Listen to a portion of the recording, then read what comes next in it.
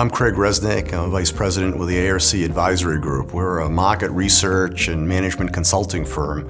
The biggest barrier in manufacturing is what we call as unplanned or unscheduled downtime. So anything that can be done to be able to measure a variable that would be a potential cause of downtime in the future, if you can alleviate that, you can the savings to the manufacturer is almost infinite.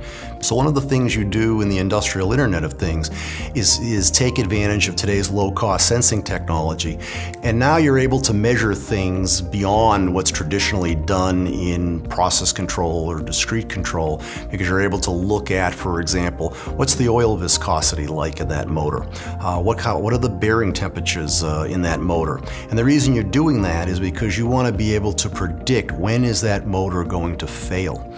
Now, the other thing that really drives the market is, most people will tell you that they're swimming in data, but they have tons of data, but they're drowning in that same data because they haven't converted that data into meaningful information. But just imagine if you could analyze that historical data and say, on a day that is very humid outside, for example, maybe on those days the batch process in our food plant isn't operating as well because maybe we're taking into account of more variables. So that way you may adjust the recipe, for example, of the product, which certainly you can do that with, let's say, like a Wonderware in batch.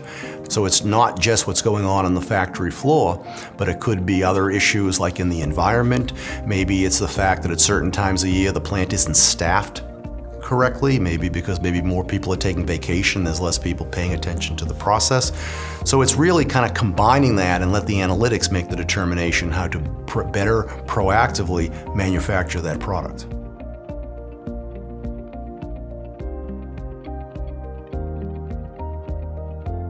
Well, what really got me excited is they're coming out with a product called Prometheus.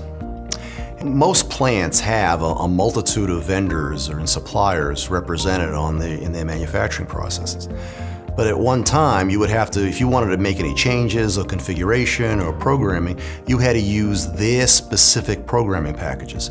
So if you have 10 different suppliers' devices on the factory floor, it could be 10 different software packages to configure and change and make programming updates, patches.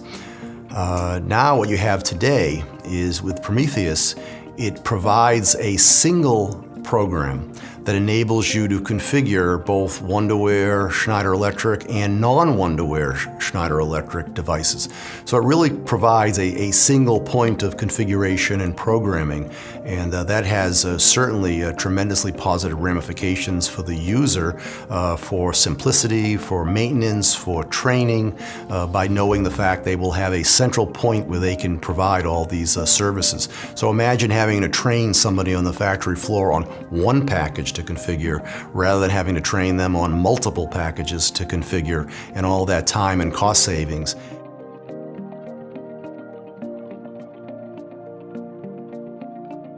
There's this fear factor that what if they make an investment of their money and their time in something that they can't justify as easily as they would like.